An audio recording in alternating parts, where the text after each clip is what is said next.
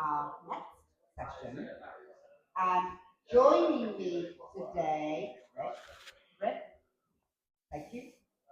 And joining me today are two very special people that I am sure in the poker industry everybody's heard of. So I'm being joined by Joe Beevers. Hello. And Roland Boothby.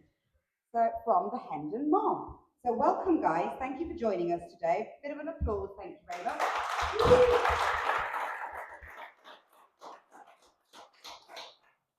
Okay, so now everybody here knows the Hendon Mob, and this question first is for you, Joe. And I will find some other questions afterwards for sure, now that you said I can ask everything. Ask me anything you want. Anything I want. Wow, that's the thing. So how do you think has the Hendon Mob database evolved over the years to meet the needs of players, fans, and operators alike? This definitely sounds more of a question for Roland, I've got to be honest. What people often ask me is people often ask me, why the Hendon Mob? What is the Hendon Mob? I've got a microphone. Don't think they can hear you. Oh, you can't hear me? Okay, all right. Does it work with the double mic? Is that, yeah? Okay. So what people often ask me, they ask me, you know, what is the Hendon Mob? Why is it Hendon? What even is Hendon Mob, especially the Americans? Well, what people may or may not know. Is that better? Okay. What people may or may not know is Hendon is actually a suburb in North London. It's where I grew up. And through the 1990s, we had, I lived in a big flat in Hendon, a big 5-bedroom flat. And one of the rooms we converted into a poker room. It had a big drop-down snooker light, big kidney-shaped table, and we had a regular game there for about 10 years. 3 of the other regulars in that game through the 90s you'll have heard of, Ram Vaswani, Barney Boatman, and Ross Boatman. So the 4 of us would travel around together. We would travel around the world together. We were playing poker long before, I'd say almost before the internet existed, let alone online poker existed. And we were traveling around, and there was a big tournament coming up, which was the Poker Million live. They were having a live final on Sky TV on the Isle of Man. It was the one that John Duffy won. I don't know if you remember. Barney was on the final. It was live poker on TV. It was so the 4 of us got together and we thought, what are we going to do? Let's try and get ourselves sponsored to get us into this tournament. It was a big. I think it was a £6,000 buy-in. So I wrote off a load of letters. I think I wrote 40 letters. I got 6 or 7 responses. 5 of them said thanks but no thanks. And Red Bull sent me 2 cases of Red Bull. And that was it. So we were all good friends with Victoria Corran, and Victoria Corran decided to write an article in the London Evening Standard about us trying to get sponsorship. So we went and we met and we did some photographs on Archway Bridge, and it ended up with a full page in the London Evening Standard. And Vicky said, I need a title for this article. She said, what do people call you?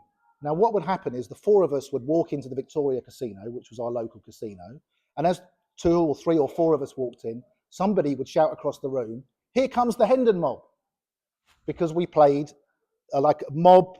For the Americans in the audience, a mob is a friendly group of people. It's not like a mafia thing, it's a friendly group of people. So, or if I walked in with Barney, someone would say, where's the rest of the Hendon Mob? So we said, that's what people call us, so why don't you put on the article the Hendon Mob? And that was the title of the article, full page, features. It was in September 2000. So when we left, before the article got published, Barney and I had a conversation, and Barney said to me, he said, Joe, I think we should buy the domain name. So I said, yeah, good idea. So I went home and I logged online. I went onto one of those sites. I had no idea how to buy a domain name. And I typed in the Hendon Mob, and .co.uk available, we'll have that one. .org, yeah, we'll have that one. .net, yeah, we'll have that one. The HendonMob.com, taken.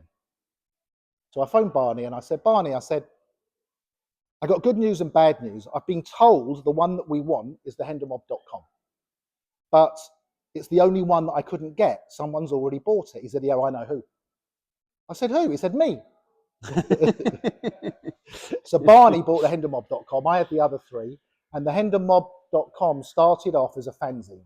It was literally updated once a month with stories about us traveling, maybe the odd tip. And that's what it was. It was an early blog, basically.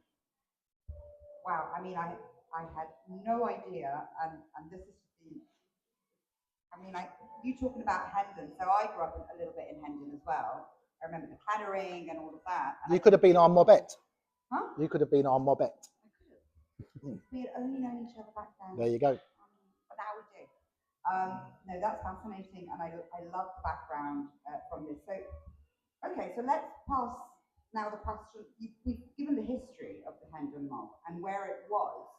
So where do you think, Roland, it's moved to? So where do you think the difference is? Because it was a blog, you guys traveling and, you know, and updating every now and again and whatnot. But now it's become the website where poker players, operators, media, all over the world get their information about results, about, you know, there's flag hunters, there's all sorts of things now.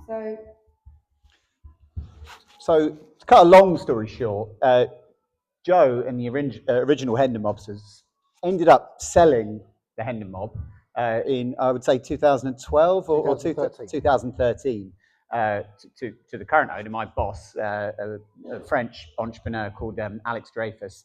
And he immediately made some changes to the way the site was being run, which set in effect a kind of snowball effect to kind of grow the site beyond what anyone could really imagine. And that was to go from only adding festival results to adding results of every tournament played in the world. I mean, Joe can correct me if I'm wrong, but I think at that time when you guys sold the site, you only included festival results, not dailies and nightly events from you know every casino in every corner of the world.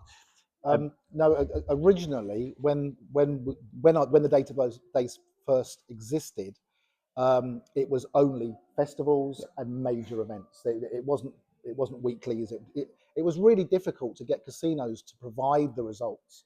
We had staff, and basically all they did was send emails and phone casinos. You could never get the right person. They said they'd send results. People that we knew would say, yeah, Joe, I'll do it for you tomorrow. 2 weeks later. And what people don't understand is we get it from both sides. Or when I was involved with the running of the Hendon Mob, which I'm no longer, we would get the players emailing us and say, why isn't my result in? I want the result. We'd be chasing the organisers, and the organisers would be ignoring us or be saying, yeah, we'll get you the results, so I don't know where they are or whatever. So we'd get it from both sides, and we just wanted to try and keep everybody happy. I'm so glad that I wasn't doing as many results as they're doing now. What a nightmare. So yeah, I mean, in 2013, when Alex took control of the site, we decided to open up the site to every result in every corner of the world, no matter what the buy-in, no matter what the type of event, even free rolls, any style of event. So obviously that kind of set in motion a kind of exponential growth of every possible metric that you can measure, right? Results. So we're now on a 6.5 million results logged for we're about to hit 900,000 player profiles. It's astonishing. The traffic, obviously, the more players you add to the database, the more traffic you get.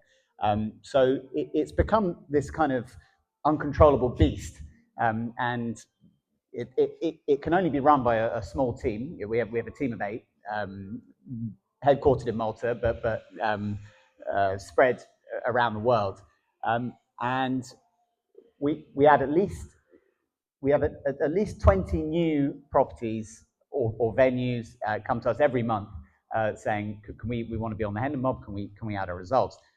So you get this almost sort of compounding effect where you're adding more and more results, you're getting more and more traffic, and it's almost out of control. What you can't really do is keep growing your team. So we have a very busy, hard-working team of poker fans who I would like to pay tribute to. Now, Anthony's in front row, one of our team members over for the Party Poker event. There we go. So we have an incredibly busy, hardworking team, like I say, but it's incredibly rewarding. We were handed, we were sort of given custodianship of this incredible resource with an incredible amount of goodwill attached to it. Everyone likes the Hendon Mob, and in the last 4 or 5 years, as a way of diversifying the kind of business model, we've been running our own events around the world. 14 events this year, 12 different countries, 5 continents. And everywhere you go, every corner of the world, people love the Hendon Mob. And we can't really, take credit for that. But what we can do is be grateful and sort of count ourselves very fortunate that we've been given guardianship of the site from the original mobsters. They are the Hendon Mob. What's quite funny is when you go to an event and people don't realise that the Hendon Mob has been sold. Usually older players will come up, if we have a booth or a desk, they'll say, where's Joe? Where's Barney? Where's Ram? So they think that a Hendon Mob event will automatically be attended by the original Hendon Mobsters. So we obviously get some disappointed faces when no, it's just me, Roland. So sorry. But obviously it's fun to talk about the history as well. So you often have to explain to people that those guys have moved on to other things. But we're incredibly proud that the name Hendon Mob, we've been allowed to take that forward. And I think we're doing a pretty good job. We're not perfect. There are a lot of improvements that we'd like to see come to the fore in the coming years in terms of the website, in terms of the way we diversify. Hendon Mob is a very powerful brand, so anything connected to live poker is possible using that brand. So I think in the next sort of 2 to 5 years, you'll see a lot more from us. But obviously, we have to be patient, and things, especially when you're dealing with a website with the kind of traffic numbers and the kind of workload, everything's a little bit slow. But I'm really excited about the way the future holds for Hendon Mob, and I feel very lucky to be part of that. Can I just add one thing on the end of that? So there's a couple of things. You just said you've got 900,000 players in the database. Yeah. When we sold the database in 2013, there were 250,000. Yeah. And we thought that was a huge amount. So, and the other thing that I'd like to say, which is a big positive for how these guys have looked after the website and continue to do so, is that the Hendon Mob was set up, the business was set up in 99, 2000. And it was sold in 2013. And when it was sold, there were 2 guys that worked for us, Marius and Wes, and they had worked for us for 10 years. And they went with the business and the website to Alex and Roland and the new Hendon Mob company. And 12 years later, they're both still working there. And that for any kind of a business, like if you have a casino or you have a venue or you have any business that has people that have worked for you for 20 years, you want to be involved in that business. And I think that's a really positive thing to say. Well, I'm just hearing really positive things, which I love. But I think, one thing that I'd love to ask you guys as well is, you went from you're just playing poker in a room, and with an idea, and then it grew exponentially. Now, there are challenges that are faced, and you're mentioning now there are 8 people that are working. They're still there, and they've been there, but at least 2 people for like 20 years. What are the challenges that you faced whilst putting it all together? Because 8 people is a really small team, man. And that's 950,000 people that are part of the community, I suppose. Because I would think that it's a community as well. Sure. Within poker. Well, Joe eloquently mentioned one of those challenges, and that is the constant struggle on both sides, from casinos, organisers, tours, festivals, and players. And we're this kind of sandwich in the middle, and they're both an extremely demanding group of people. That players want their results, and they want their results now. Tours, casinos, circuits, they want their festivals listed, and they want them listed now. We obviously have to look after our commercial partners who pay our salaries. So those who don't necessarily get prioritized or get an extremely quick turnaround can get quite frustrated with us. Players get extremely frustrated with us.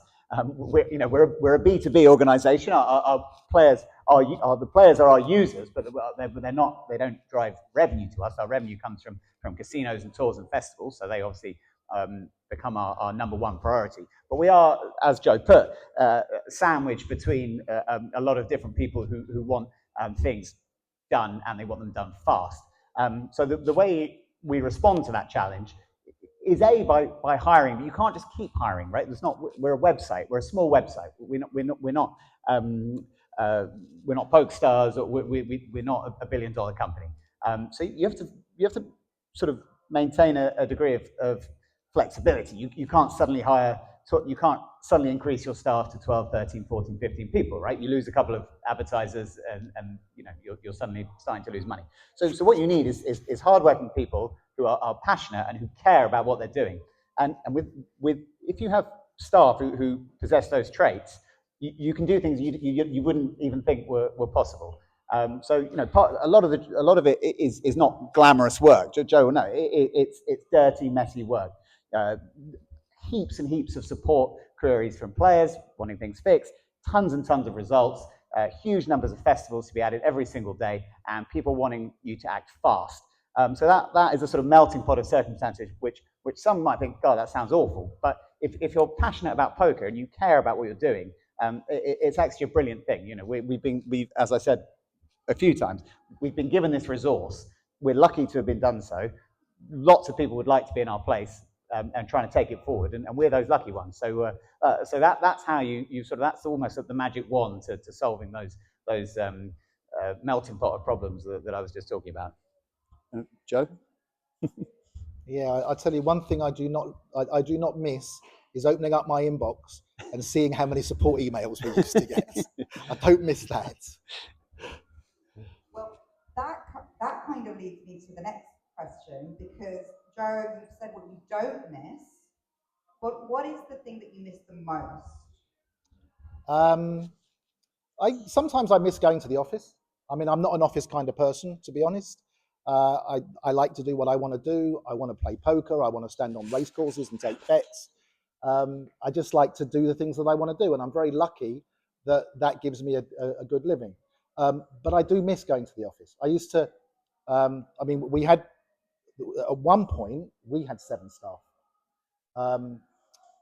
When we had the Full Tilt sponsorship, that was pretty big, and in order to deal with everything surrounding that sponsorship, we had a lot of people, but we had a lot of resources, so we were able to expand, and we had 7 people. And I would go into the office, I don't know, 3 or 4 times a week. Barney would come in once a week. Ross would come in once a month, and I'm not sure Ram was ever there, but that's what I miss, like going into the office, going out for lunch, taking the right guys, turn your computers off, we're all going down the pub, that kind of thing, because they were a great team, and I miss that. Playing poker sometimes can be very solitary. I have a great team when I work on the race courses. Some of you may know or may not know, I have a gaming license, and I work on race courses now part-time, taking bets at the track. So I have that team, but that's like playing poker. Very much you're on your own, and I do miss. I used to like going to the office. So, moving forward into the future, looking at what's next for the Hendon Mob. What can players, operators, tours, festivals, etc. can expect, or do you have any sort of ideas and plans for the next set of, say, 3 years? Yes, we've got a lot of plans. Like I alluded to in my previous answer, there's a lot of untapped potential for the Hendon Mob. What Hendon Mob could be, and what I'm striving for it to be, is a one-stop shop for all things connected to live poker. So we've achieved a couple of those ambitions already with a go-to database for all things connected to live poker, results, schedules. I talk to operators who go to Hendon Mob to look at their own schedules. They don't go to their own website, they go to the Hendon Mob because everything is in a consistent format. They know what they're looking for. It's easy to read. So the database side is locked up. Others have tried and others have failed. I won't name them, but there's been plenty of other organisations who have tried to run a poker database. There are some who still do. And they just steal our data, and they still don't manage to come up with anything that is closely resembling a competitor. But that's fine. Imitation is the sincerest form of flattery. So another logical step for Hendon Mob was to get into live events. The name Hendon Mob is hugely powerful, so that you connect that name to live events. You have a tool to increase what you can offer clients and casinos.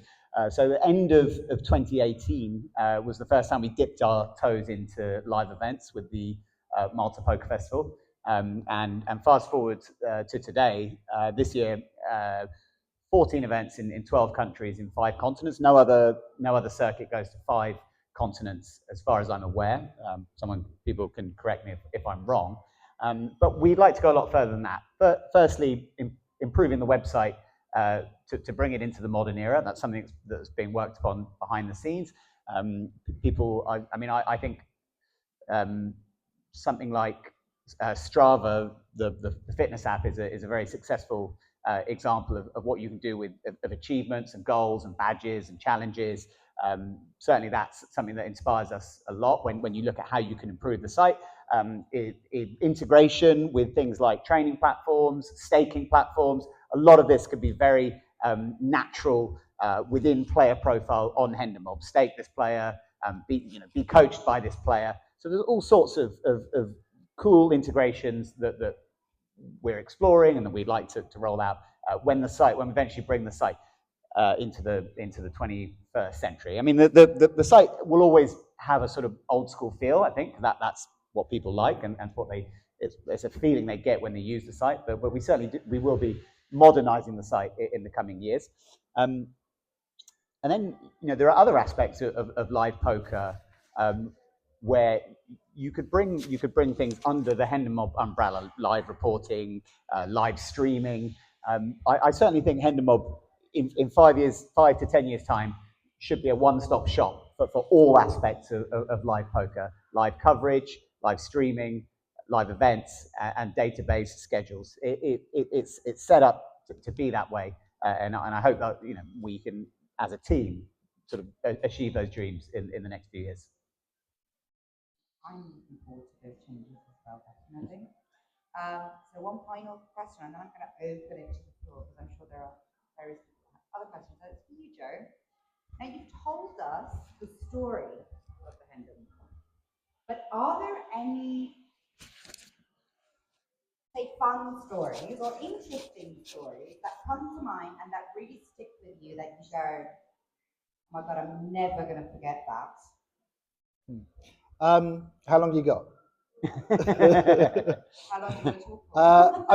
Okay. I was just chatting to Roland before we had a coffee before this, and I was just chatting, and there were 2 or 3 things that I told him, and he said, "Oh, you've got to tell those stories." And I was like, "We're just having a conversation. I'm not telling stories." Marius, who was he didn't build the database, but he was the second generation of building the database. He came to work for us, I don't know, mid early 2000s. But there was one day, like we had a forum on the Hendon Mob database, and at the time it's like pre-Facebook, or Facebook was brand new, so everybody was on forums. Everybody was. I think in America they had Pocket Fives, was it? Yeah. Or the 2+2 forum. There was a big forum on Card Player, and the Hendon Mob forum was probably the busiest poker forum in the UK, and a really busy forum. And at the time, we were sponsored by Full Tilt, and we had a standard deal on Rakeback, which was 27% for players. And one day, my office manager phoned me up and he said, Joe, have you just put a post on the forum? And I was like, no. So on the forum, you had to register to put a post on the forum. And there were lots of regulars, thousands of regulars. Then there were 5 moderators, unpaid, but they got to come to the Hendon Mob Christmas party, so it was kind of paid. Then there was me and Barney that would post under our own names, and we would post under the name The Mob with a picture of the 4 of us. So people always knew that if we posted under any of those names, they were like official posts. Anyway, there was a post on the Hendon Mob forum from the mob that said, we've signed a great new deal with Full Tilt. And as part of it, instead of you getting 27% rate back, you're now all going to get 35% rate back. But you have to click on this link to get it. Now, what had happened is the post was from the mob, but neither Barney or I had made the post. When the database was first built, it had certain weaknesses in its database structure. And a hacker from Berlin had got into the database, and it wasn't just the results, it was everything in the database. So it was all the forum users, all the email addresses, it was all the personal details, it was everything in the database results wise as well. This guy had got in and he'd changed our password for the mob, and he was now posting as us on the forum. At this point, 5 people had clicked on the link. One person, it completely destroyed their laptop. So we did the decent thing and we sent him a brand new laptop. It was just a forum user, but I mean, what could we do? So we sent him a brand new laptop. But what happened was I phoned Marius. This was 8 o'clock on a Friday night. And I phoned Marius and I said, we got this problem, Marius. And he said, I got a problem too. I said, what's that? He said, tomorrow morning, I'm flying to Paris to propose to my girlfriend. He said, do you need me now? And I said, this is like pretty big. He stayed up from 8 o'clock that evening until 7 o'clock the following morning, until he'd fixed every hole, he'd locked out the hacker, he'd changed everything on the forum, he'd sorted everyone out that had clicked the link, and then he went to Paris to propose to his girlfriend. Wow. And when he came back, he came into the office and he said to me, Joe, he said, it's okay, I've had some sleep now. He said, look at this. And I went over to his desk and he showed me this desktop on his computer. I said, what's that? He said, that's the hacker's desktop in Berlin. He had re-hacked the hacker and he was downloading all the files from the hacker's desktop, which all went off to MI5 or CI5 or whatever it is, to the police basically. Wow. But he stayed up all night to solve the problem and then went, oh, she said yes, by the way. So, yeah. And he's still married to her now and they've got 2 beautiful kids. So I mean, you know. Well, I mean, I love stories like this. It's what makes a business a business. I think it gives For it sure. heart, soul, and we're people. We're not robots, thankfully.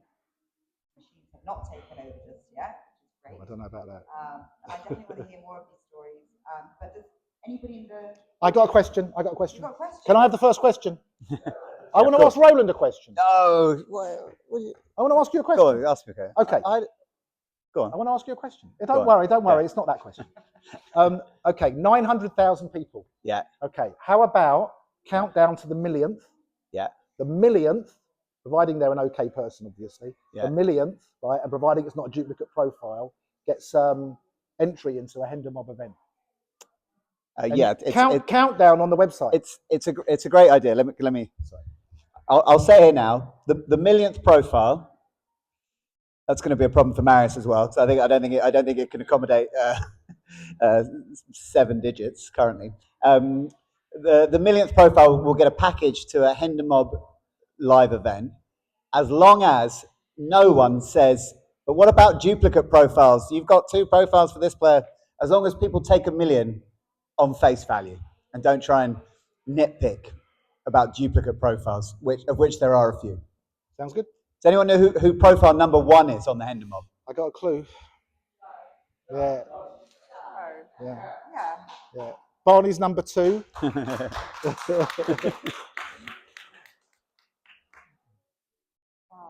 So guys, anybody that wants to ask any other questions? Otherwise, I'm going to go for story number 2. Ooh, Jamie. Oh, wow, we've got 2 questions. How are we going to do this? You're going to have to come up front.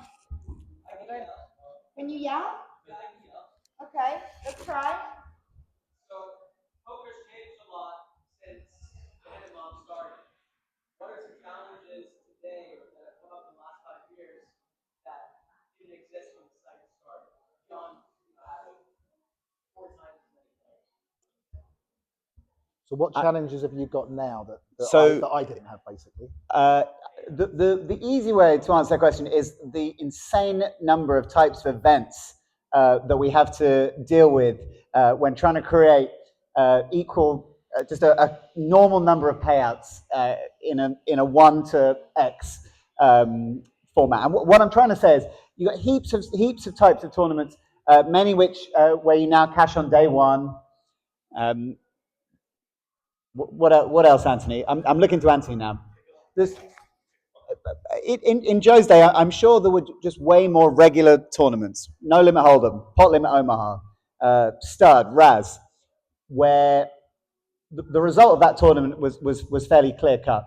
Nowadays, there are a myriad of different styles of events which present problems. And also, I better shout out the GPI, the Global Poker Index. That is the ranking mechanism for poker players, the industry standard ranking mechanism which we operate. That requires events to have a single unique position for every player in the event. So no shared places, just a sequentially numbered result for the event. And the myriad of formats that we see nowadays make that more challenging. And bounties, mystery bounties, progressive bounties, these things stack up and they present challenges. But it's a really good question. Thank you, Jamie. Next. Will the HendonMob ever do its own poker tour? Funny you should say that. I would say that Hendon Mob Championship live events, although I wouldn't call us a tour, we do events around the world. And in the UK, we had an event in Dusk Till Dawn at the end of March. In Aspers, we have an event the first week in December, ran for the first time last year. If you want more exotic locations, we go to Cape Town. We just had an event in Brazil, in Sao Paulo, Malta, Liechtenstein, Dublin, Bratislava, Hong Kong for the first time this year. You can find a Hendon Mob event, although we're not officially a tour, you can find Hendon Mob events in every corner of the world, and I hope you'll join us soon at one of them. Any other questions? Really? Go on, Richard.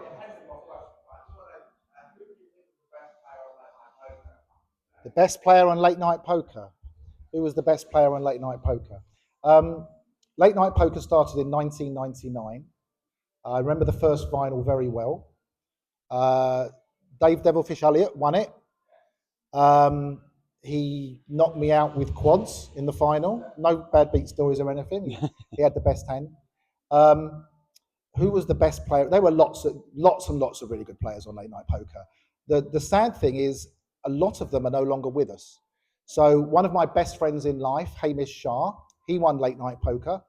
And he was the same age as me, and he died when he was 33. He caught a bug when he was in Vegas, just after he won a gold bracelet, literally at the final table, and he never recovered.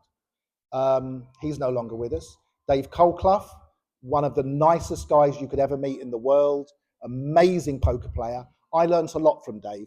In the old days, there were no training books, there was no internet. We learned by sitting down, having dinner together and talking about stuff. And Dave taught me a lot of things. A lot of things that I know about poker came from Dave. He was one of the best players to play on late night poker. Dave Elliott, again, no longer with us. And there were many things that he taught me, and he loved to tell me stuff. He loved to just talk non-stop. So he was brilliant. Obviously, you know, Ram is in that time, Ram was probably the best player in the UK. There's a lot more competition these days. So yeah, he was brilliant at the time. Peter Costa, another winner. Porrig Parkinson, another winner, both great players. Mad Marty Wilson deserves a shout out. Maybe not the best player, but definitely the funniest. And sadly, he's no longer with us. So yeah, lots of lots of really good players. Like, and if you went through some of their Hendon mobs, you'd be surprised. Like some really big results in there. Good question. Any other ones? I want one more story. I'm not even putting. Well, you've got to ask me a question for a story. Story. What's the most exciting advertising deal you've ever struck? Okay, so obviously we did lots of advertising. People wanted their stuff on the website. There used to be a guy that worked for Leon, King's Casino. This is before they built the hotel, when it was literally just a casino and a card room on one level. I would guess it's the best part of 20 years ago. And Leon had a right-hand man at the time, Marcus. And Marcus wanted kings all over the website. So we did a deal, and it came to 50,000 euros. So I said, do you want wire details? He said, no, come and pick it up at the cage. So I said, you're in the Czech Republic. He said, have you been here? I said, no. He said, yeah, come over. So Barney and I think Ross came as well, actually. The three of us, we jumped on an aeroplane and we went to the Czech Republic. We walked up to the cage, and just handed us 50,000 in cash. That was their advertising budget for the 12 months. So we stayed there for 3 or 4 days. We thought we'd better give them a spin, right? The guy's given us 50 grand. We got to play a bit in his casino. So we stayed and we gave a bit of a spin. And then Leon said to us, he said, come to my house for coffee and biscuits. Okay, lovely. So this carter, it was not a car, it's a coach. It was a bus, but it was a Mercedes, and it was like bespoke. It was the most amazing Land Cruiser you've ever seen. It picked us up and it drove us up to these gates. And then there's some talking in a foreign language, and then these big gates open and we drive into this driveway, into Leon's house. So as you drive in, you go past the helicopter pad, and then you go past the 3-hole golf course in his garden, and eventually you get to his house. Oh, there's a beach in his garden as well. He has a beach. He has a beach with like the proper beach with waves and stuff. Anyway, we go into the house and we sit down. Beautiful, beautiful house, and we're having coffee. And Leon says to me, he says, I said to Leon, I said, Leon used to be an antique dealer, very, very clever, very, very skilled, very big antique dealer. I said, and all over this house, there's lots of modern stuff, but lots of old stuff too. I said, what's your favourite piece? He said, you have to ask me. I said, Leon, there's a million things in here. He said, did you not see Napoleon when you walked in? I said, Napoleon? He said, you didn't see it? I said, Napoleon, I'm really sorry. I said, I was overwhelmed by what I was seeing. There were so many things to see. He said, come with me. So we went back into where the front door was, and there was a big circle. It looked a bit like the entrance to the Bellagio, to be honest. There was a big circle, and on the circle was this boat. It was a big boat, about the size of a poker table. And this boat, so it's a boat, and it's all made of wood, and it's all ornate, it's got gold bits around it, and it's on a stand. And he's pointing at it like this. I don't know what I'm looking at. Anyone want to guess what it was? Napoleon's crib. Oh my God. Napoleon's, he said, probably this is my favourite piece. Napoleon's crib is in his hallway, in his house. He is a boss. Very, very entertaining guy. Good fun. Wow. I'm speechless. Yeah.